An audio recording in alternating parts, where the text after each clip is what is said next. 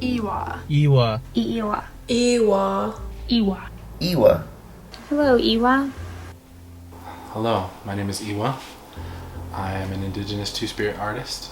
My new music that I'm working on is sort of my coming out story, this EP, and it details the last year and a half or so of my life going through toxic relationship, coming to terms with eating disorder, coming to terms with negative self-image, negative body image. It's just a space that I made for myself to work through those experiences and to begin to see healing and see growth in my life. And as painful as it is sometimes to cut away the toxic cycles that I've found myself wrapped up in, now I'm finally ready to speak.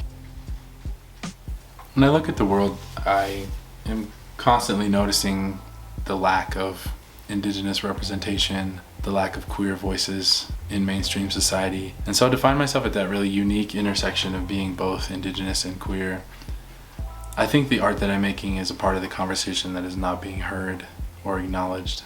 It's really vital for me to be making art in this present time as we are constantly bombarded with heteropatriarchal, racist rhetoric all the time and experiencing a lot of division in all facets of life. My role as a two-spirit person is a medicine role, is playing the role of healer, both traditionally as part of indigenous culture, but also in the present tense. In the present day, the role of the two-spirit person to be a healer, to be a medicine person is so vital. I think the world is in need of healing. I think people are very out of touch with the ways that we are affected by heteronormativity and patriarchy.